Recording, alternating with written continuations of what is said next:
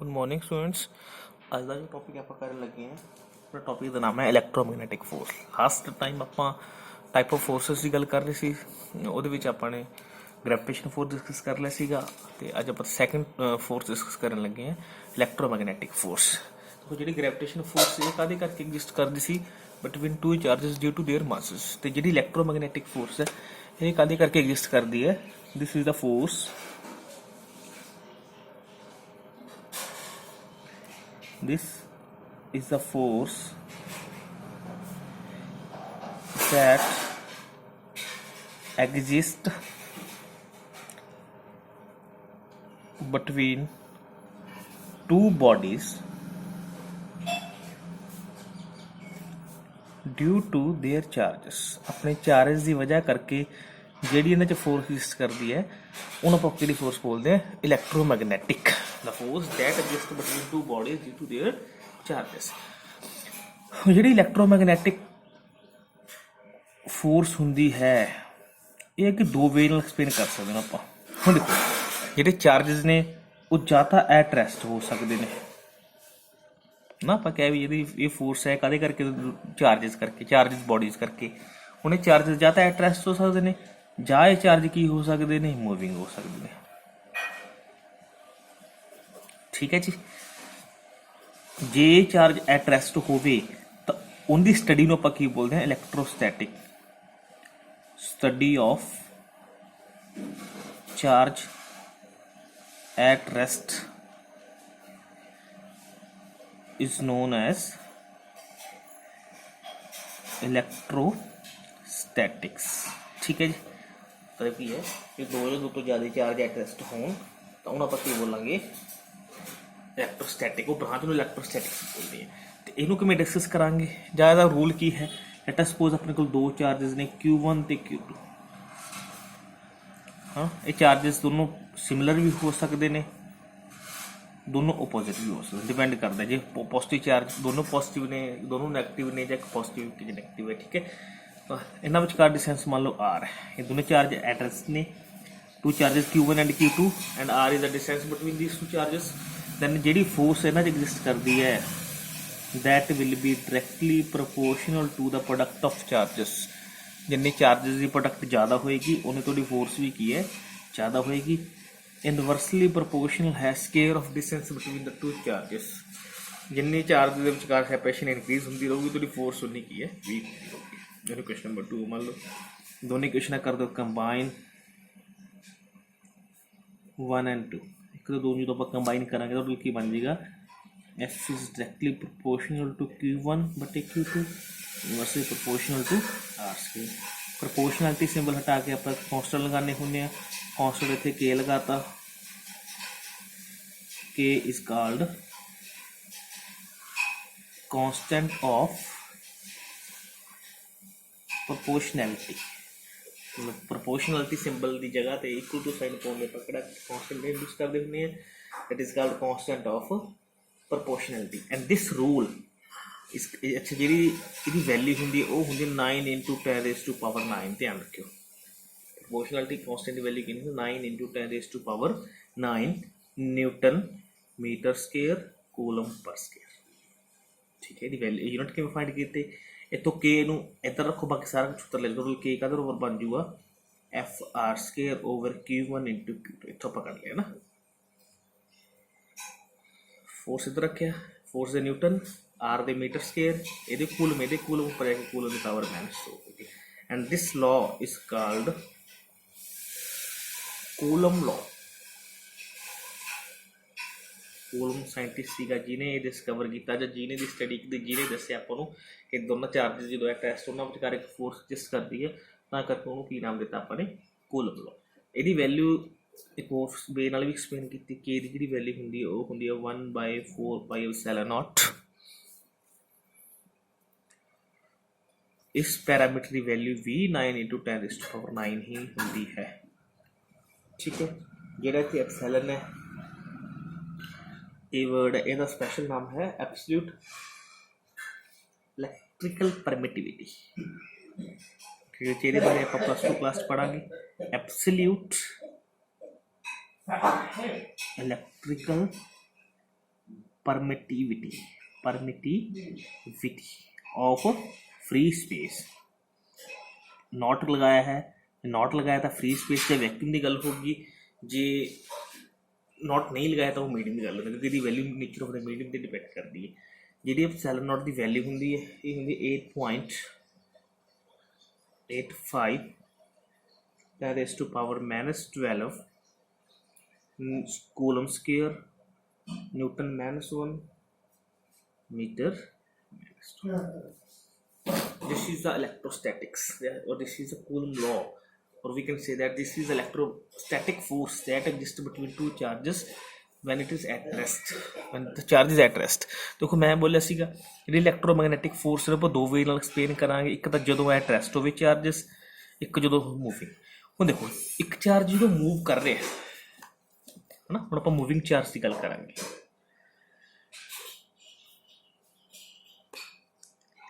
ਤੁਸੀਂ 10th class भी पढ़िया होया, जो चार्ज मूव करता है, मूविंग चार्ज ਨੂੰ ਆਪਾਂ ਕੀ ਬੋਲਦੇ ਨੇ, करंट है ना, flow of charge is called current.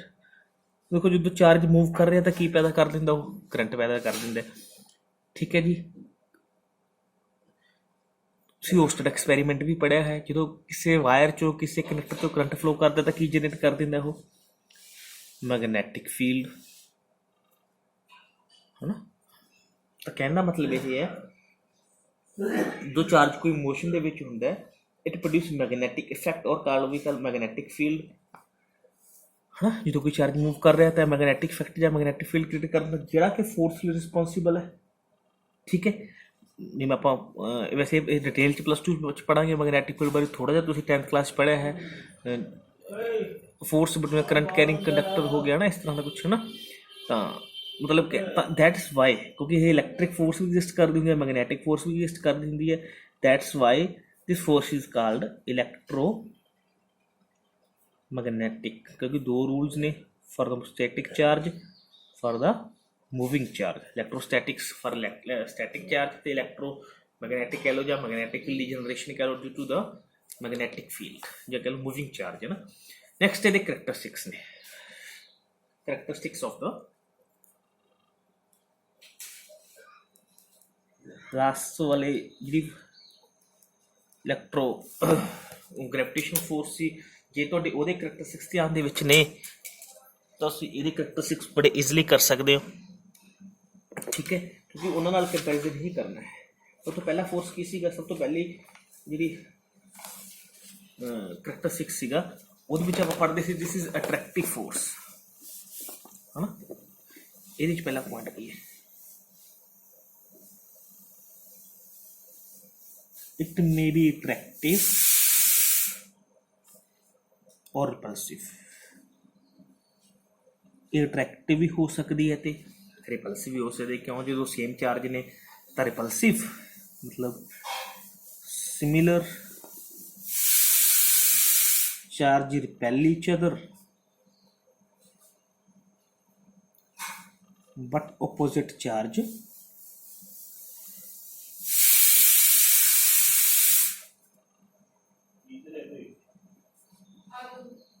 Attractive, है ना। उत्थे सीगा भी जी ग्रेविटेशन फोर्स है हमेशा अट्रैक्टिव होंगी है, पर जी इलैक्ट्रोस्टैटिक फोर्स है अट्रैक्टिव भी हो सकती है तो रिपल्सिव भी हो सकती है। ਉਹਦੇ ਵਿੱਚ ਪੜਿਆ ਸੀ ਟੋਬੇ ਇਨਵਰਸ ਕਰਲਾ। ਇਨਵਰਸ ਕਰਲਾ ਕਿਹੜਾ ਹੁੰਦਾ ਸੀਗਾ, ਜਿਹੜਾ ਜਿਹਦੇ ਵਿੱਚ ਡਿਸਟੈਂਸ ਦਾ ਜਿਹੜਾ ਜਿਹੜੀ ਫੋਰਸ ਡਿਸਟੈਂਸ ਦਾ ਫੰਕਸ਼ਨ ਹੋਵੇ। ਦੇਖੋ ਇਹਦੇ ਵਿੱਚ ਨੀਚੇ r ਸਕੁਅਰ ਆ ਰਿਹਾ ਨਾ, है ना। पहली गल तो एक टोबे इनवर्स स्केयर ला, क्योंकि नीचे स्केयर की फॉर्म चार एक टोबे इनवर्स स्केयर ला, और स्केयर ला ओला होंगे जो ए रूल ओबे करे, ओबे कर रहे हैं, करके आप बोलेंगे ये है इनवर्स स्केयर ला ओबे कर रहे। उस तो बाद देखो उत्थे एक पढ़िया see it is long range force, क्योंकि जी फोर्स सी वो प्लैनेटरी मोशन की गल होंगी सी, डिस्टेंस ज़्यादा डिस्टेंस की एप्लीकेबल सी, बट इतने अपनी की जिन्ना जिन्ना आर बढ़ता रहूगा फोर्स घटती रहूगी ना।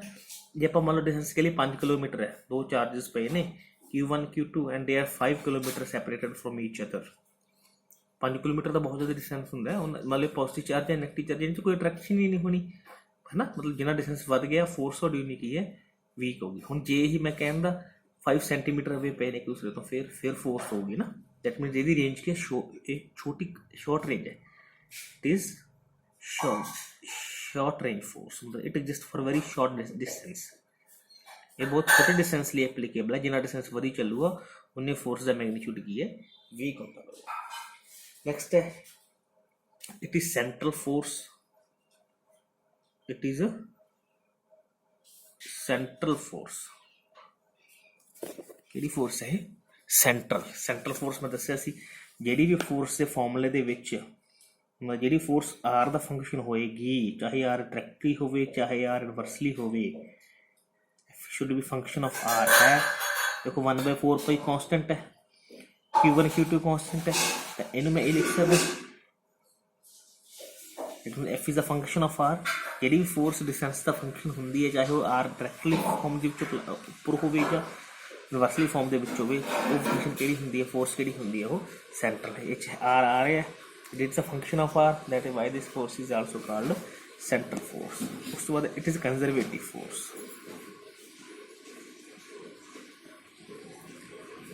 ये फोर्स किहड़ी हुंदी है?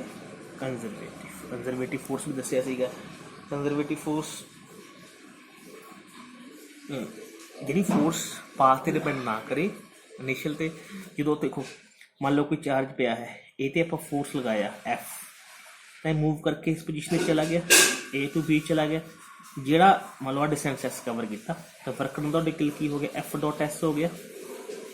Work done by this force, ये मान लो इलेक्ट्रोस्टैटिक फोर्स है ना, the work done by this force should be function of initial and final position। सिर्फ initial the final path पे डिपेंड करे, initial and final position पे डिपेंड करे, path पे डिपेंड ना करे, वो force किहड़ी हुंदी है? कंजरवेटिव हुंदी है। Last but not least point, last point is exchange particle.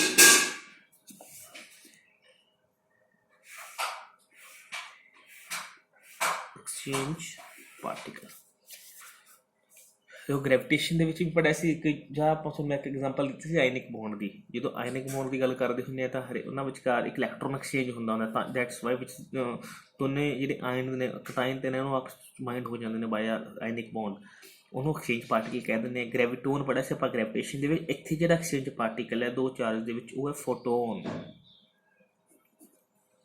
Photons ਨੂੰ ਮੈਂ ਥੋੜ੍ਹਾ 10th 'ਚ ਦੱਸਿਆ ਵੀ ਸੀਗਾ। ਫੋਟੋਨ ਕੀ ਹੁੰਦਾ? Packet of energy. लाइट वाले चैप्टर थोड़ा डिस्कस किया सीगा। Photon is a packet of energy, इन्होंने आप क्वांटा कहने हैं। क्वांटा ऑफ लाइट, जी लाइट है वो किसी मिलके बनी है फोटोन की। जो रेस्ट मास होंगे फोटोन का, रेस्ट मास ऑफ फोटोन वो की होंगे 0। ਇਹਦਾ मतलब फोटोन कभी भी एट रेस्ट नहीं रहिंदा। फोटोन हमेशा की होंगे मूविंग फॉर्म च होंदा, ते कोई इट हैव नो चार्ज, ये कोई चार्ज भी नहीं होंदा। फोटोन एक चार्जलैस ते मासलैस पार्टिकल होंदा कदों जो एट रेस्ट है, बट जो फोटोन मूव कर रहा होंदा तो मास 0 नहीं होंदा। वो फॉर्मूला है, मास वेरिएशन फॉर्मूला है एक, है ना। This is the formula for calculation दा। This is the rest mass, this is the velocity जिधर मूव कर रहे हैं, this is the velocity of light. This formula is called mass variation formula. कि पढ़ांगे ना आप मास वेरिएशन फॉर्मूला। जो मास है हज तक आप कॉन्स्टेंट मनते आ रहे थे, बट एक्चुअली जो मास है वो कहता फंक्शन होता वेलोसिटी का। ठीक है जी। नैक्सट टॉपिक है जो अपना that is called strong nuclear force.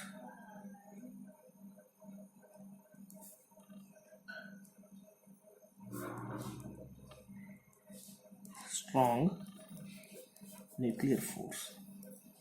अच्छा एक पॉइंट होर डिस्कस करना रह गया इलैक्ट्रोस्टैटिक दे विच। अच्छा जी ग्रेविटेशन फोर्स सी उहदा मैग्नीट्यूड मैं 1 मन्निया सी ना, it is a stronger force. उहदे नालों स्ट्रोंग फोर्स होंदी है, कितनी होंदी है 10 की पावर 36 गुना ज़्यादा स्ट्रोंग होंदी है force.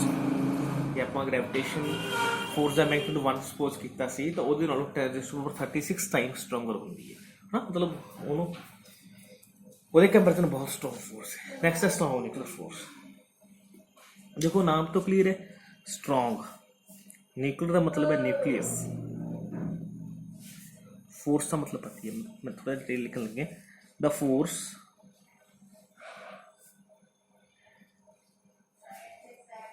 That exist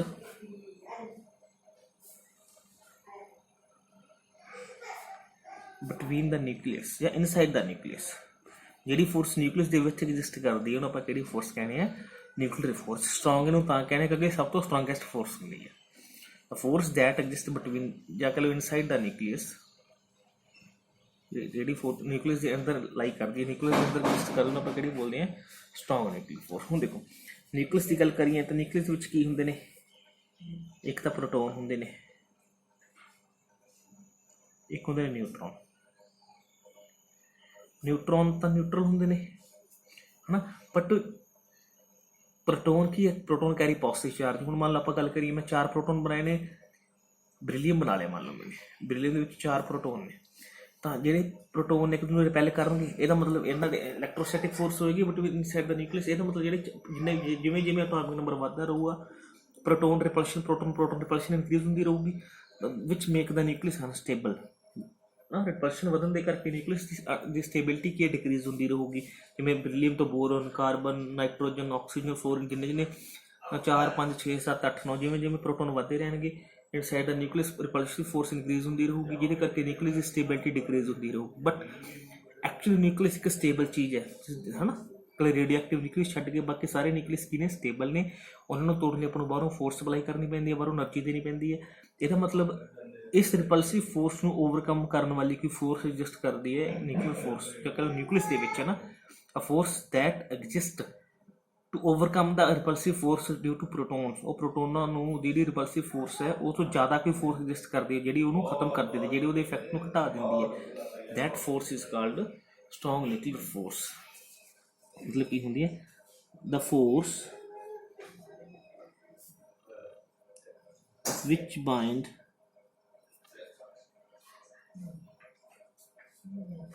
nucleon inside the nucleus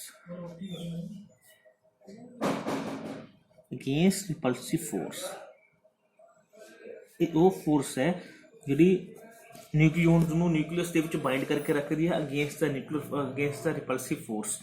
proton the ਰਿਪਲਸਿਵ force ਦੇ ਅਗੇਂਸਟ ਉਹਨੂੰ ਕੀ ਕਰਕੇ ਰੱਖਦੀ ਹੈ? ਬਾਈਂਡ ਕਰਕੇ ਰੱਖਦੀ ਹੈ, ਉਹਨੂੰ ਸਟੇਬਲ ਬਣਾਉਂਦੀ ਹੈ। ਉਸ ਫੋਰਸ ਨੂੰ ਆਪਾਂ ਕੀ ਬੋਲਦੇ ਹਾਂ? Strong nuclear force. ਇਹਦਾ ਫਾਰਮੂਲਾ ਆਪਣੇ ਕੋਲ ਨਹੀਂ ਬਣਿਆ। ਅੱਛਾ, ਇਹਦਾ ਨਿਊਕਲੀਅਸ ਦਾ ਸਾਈਜ਼ ਧਿਆਨ ਰੱਖਿਓ, 10⁻⁻15 ਮੀਟਰ ਦਾ ਹੁੰਦਾ ਹੈ ਸਾਈਜ਼ ਆਫ ਨਿਊਕਲੀਅਸ, ਠੀਕ ਹੈ। ਇਹਦਾ ਕਿਸ ਤਰ੍ਹਾਂ ਦਾ ਫਾਰਮੂਲਾ ਨਹੀਂ ਡਰਾਈਵ ਹੋਇਆ ਕਿ F = 1/4 ਹੈ ਨਾ। ਨੈਕਸਟ ਆਪਾਂ ਇਹਦੇ ਕਰੈਕਟਰਿਸਟਿਕਸ ਦੀ ਗੱਲ ਕਰਨ ਲੱਗੇ।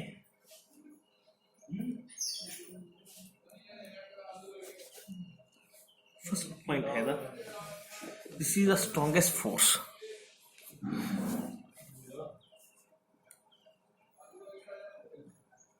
ਸਟਰੋਂਗੈਸਟ ਫੋਰਸ ਜਿੰਨੇ ਵੀ ਫੋਰਸ ਆਪਾਂ ਪੜ੍ਹ ਚੁੱਕੇ ਹਾਂ, ਸਭ ਤੋਂ ਸਟਰੋਂਗੈਸਟ ਫੋਰਸ ਇਹ ਹੈ। ਜੇ ਆਪਾਂ ਗ੍ਰੈਵੀਟੇਸ਼ਨ ਨੂੰ 1 ਸਪੋਜ਼ ਕੀਤਾ ਸੀ, ਇਲੈਕਟ੍ਰੋਮੈਗਨੈਟਿਕ ਨੂੰ 10⁻36 ਸਟਰੋਂਗ ਕੀਤਾ ਸੀ, ਤਾਂ ਇਹ ਜਿਹੜਾ ਸਟਰੋਂਗ ਨਿਊਕਲੀਅਰ ਫੋਰਸ ਹੈ ਇਹ ਕਿੰਨੀ? 10⁻38 ਗੁਣਾ ਸਟਰੋਂਗਰ ਹੁੰਦੀ ਹੈ ਗ੍ਰੈਵੀਟੇਸ਼ਨ ਨਾਲ। ਇਹਦੇ ਨਾਲ 100 ਗੁਣਾ ਸਟਰੋਂਗ ਹੁੰਦੀ ਹੈ, ਠੀਕ ਹੈ।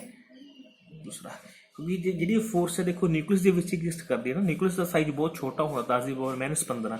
ਇਹਦਾ ਮਤਲਬ ਇਹਦੀ ਰੇਂਜ ਤਾਂ ਇਲੈਕਟ੍ਰੋਸਟੈਟਿਕ ਨਾਲੋਂ ਵੀ ਛੋਟੀ ਹੋਗੀ। It has short range. Short range. ਇਹ ਕਿਹੜੀ ਫੋਰਸ ਹੁੰਦੀ ਹੈ? ਸ਼ਾਰਟ ਰੇਂਜ ਫੋਰਸ ਹੁੰਦੀ ਹੈ, ਠੀਕ ਹੈ ਜੀ। ਅੱਛਾ, ਹੁਣ ਇਹਦਾ ਕੋਈ ਫਾਰਮੂਲਾ ਨਹੀਂ ਬਣਿਆ ਕਿ ਆਪਾਂ ਨੂੰ ਕੀ ਪਤਾ ਹੈ ਇਹ ਰਿਵਰਸ ਗੇਅਰ ਲਾ ਵੀ ਕਰਦਾ, ਕਿ ਜਿੰਨਾ ਟਾਈਮ ਆਪਣੇ ਕੋਲ ਕੋਈ ਐਕਸਪੈਰੀਮੈਂਟਲੀ ਪ੍ਰੂਫ ਨਾ ਹੋਵੇ ਕਿ ਜਿਹੜੀ ਨਿਊਕਲੀਅਰ ਫੋਰਸ ਹੈ ਉਹ ਇਸ ਤਰ੍ਹਾਂ ਦਾ ਰੂਲ ਓਬੇ ਕਰਦੀ ਹੈ ਨਾ। ਹੁਣ ਦੇਖੋ ਜਿਹੜੀ ਪ੍ਰੋਟੋਨ ਇੱਥੇ ਪਏ ਨੇ ਉੱਥੇ ਵੀ ਇਹੀ ਫੋਰਸ ਲੱਗੂ, ਜਿਹੜੀ ਪ੍ਰੋਟੋਨ ਇੱਥੇ ਪਏ ਨੇ ਉੱਥੇ ਵੀ ਇਹੀ ਫੋਰਸ ਲੱਗੂਗੀ, ਹੈ ਨਾ। ਉਹ ਸੇਮ ਫੋਰਸ ਲੱਗਦੀ ਹੈ। ਇਹਦਾ ਮਤਲਬ ਇਹ ਤਾਂ ਨਹੀਂ ਹੈਗਾ ਨਾ ਵੀ ਫੋਰਸ ਡਿਸਟੈਂਸ ਵਧੀ ਜਾਂਦਾ ਤਾਂ ਫੋਰਸ ਘਟੀ ਜਾਂਦੀ ਹੈ। ਦੈਟ ਮੀਨਸ ਆਪਾਂ ਕੀ ਲਿਖਾਂਗੇ? It does not obey.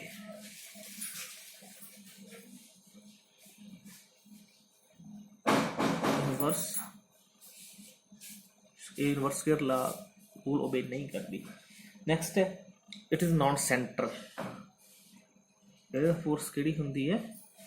Non central force ਹੁੰਦੀ ਹੈ। ਵੈਸੇ ਮੈਂ ਤੁਹਾਨੂੰ ਪਹਿਲੇ ਕਿਹਾ ਸੀਗਾ ਜਿਹਦਾ ਆਪਾਂ ਨੂੰ ਤਾਂ ਫਾਰਮੂਲਾ ਹੀ ਨਹੀਂ ਪਤਾ, ਤਾਂ ਆਪਾਂ ਨੂੰ ਕੀ ਪਤਾ ਇਹ ਫੰਕਸ਼ਨ ਆਰ ਦਾ ਹੈਗੀ ਕਿ ਨਹੀਂ ਹੈਗੀ। ਦੈਟਸ ਵਾਈ ਨੂੰ ਆਪਾਂ ਕਿਹੜੀ ਫੋਰਸ ਕਹਾਂਗੇ, ਨੌਨ ਸੈਂਟਰਲ। ਜੇ ਨੌਨ ਸੈਂਟਰਲ ਤਾਂ ਨੌਨ ਕੰਜ਼ਰਵੇਟਿਵ ਹੀ ਹੋਏਗੀ, non conservative force, non conservative force. ਠੀਕ ਹੈ ਜੀ। ਤੇ ਜਿਹੜੀ ਇਹ ਫੋਰਸ ਹੈ 6 point strong nuclear force is charge independent। Charge ਤੇ ਕੀ ਹੁੰਦੀ ਹੈ ਇਹ, ਇੰਡੀਪੈਂਡੈਂਟ। ਦੇਖੋ ਨਿਊਕਲੀਅਸ ਦੇ ਵਿੱਚ ਪ੍ਰੋਟੋਨ ਵੀ ਹੁੰਦੇ ਨੇ, ਨਿਊਟਰੋਨ ਵੀ ਹੁੰਦੇ ਨੇ। ਠੀਕ ਹੈ ਜੀ। ਹੁਣ ਇਹ ਫੋਰਸ ਪ੍ਰੋਟੋਨਾਂ 'ਚ ਵੀ ਹੋ ਸਕਦੀ ਹੈ, ਪ੍ਰੋਟੋਨ ਨਿਊਟਰੋਨ 'ਚ ਵੀ ਹੋ ਸਕਦੀ ਹੈ, ਨਿਊਟਰੋਨ 'ਚ ਵੀ ਹੋ ਸਕਦੀ ਹੈ। ਤਿੰਨ ਤਰ੍ਹਾਂ ਦੇ ਫੋਰਸ ਐਗਜ਼ਿਸਟ ਕਰ ਸਕਦੀ ਹੈ। ਜਿਹੜੀ ਫੋਰਸ ਪ੍ਰੋਟੋਨ 'ਚ ਹੋਏਗੀ ਉਹੀ ਫੋਰਸ ਪ੍ਰੋਟੋਨ ਨਿਊਟਰੋਨ 'ਚ ਹੋਏਗੀ, ਉਹੀ ਫੋਰਸ ਨਿਊਟਰੋਨ 'ਚ ਹੋਏਗੀ। ਇਸ ਚੀਜ਼ 'ਤੇ ਡਿਪੈਂਡ ਨਹੀਂ ਕਰਦੀ ਕਿ ਦੋ ਪੋਜ਼ੀਟਿਵ ਚਾਰਜਾਂ ਵਿਚਕਾਰ ਐਗਜ਼ਿਸਟ ਕਰਦੀ ਹੈ, ਇਹ ਇੱਕ ਪੋਜ਼ੀਟਿਵ ਤੇ ਇੱਕ ਨਿਊਟਰਲ 'ਚ ਐਗਜ਼ਿਸਟ ਕਰਦੀ ਹੈ, ਇਹ ਦੋਨੋਂ ਨਿਊਟਰਲ 'ਚ। ਇਸ ਤਰ੍ਹਾਂ ਦਾ ਕੋਈ ਨੇਚਰ ਨਹੀਂ ਹੁੰਦਾ ਇਹਦਾ, ਚਾਹੇ ਪ੍ਰੋਟੋਨ ਫੋਰਸ ਹੋਵੇ, ਚਾਹੇ ਪ੍ਰੋਟੋਨ ਨਿਊਟਰਲ ਫੋਰਸ ਹੋਵੇ, ਚਾਹੇ ਨਿਊਟਰਲ ਫੋਰਸ ਹੋਵੇ। ਇਹ ਫੋਰਸ ਹਮੇਸ਼ਾ ਚਾਰਜ ਤੇ ਕੀ ਹੁੰਦੀ ਹੈ, ਇੰਡੀਪੈਂਡੈਂਟ ਹੁੰਦੀ ਹੈ। ਠੀਕ ਹੈ। 7 ਦੇਖੋ ਇਹ ਬਾइंड करके रख दिया ना, मतलब ये तो समझ it is always attractive. It is ये तो क्योंकि बाइंडिंग फोर्स है ਤਾਂ ਕਰਕੇ ਨੈਗੇਟਿਵ ਤਾਂ ਹੋ ਨਹੀਂ ਸਕਦੀ, ਰਿਪਲਸਿਵ ਦਾ। ਇਹ ਕਿਹੜੀ ਹੈ, ਅਟਰੈਕਟਿਵ ਨੇਚਰ ਦੀ ਹੁੰਦੀ ਹੈ, ਕਿਉਂਕਿ ਰਿਪਲਸਿਵ ਨੂੰ ਤਾਂ ਓਵਰਕਮ ਕਰਦੀ ਹੈ ਨਾ। It is always attractive nature. ਗੱਲ ਆ ਗਈ ਐਕਸਚੇਂਜ ਪਾਰਟੀਕਲ ਦੀ।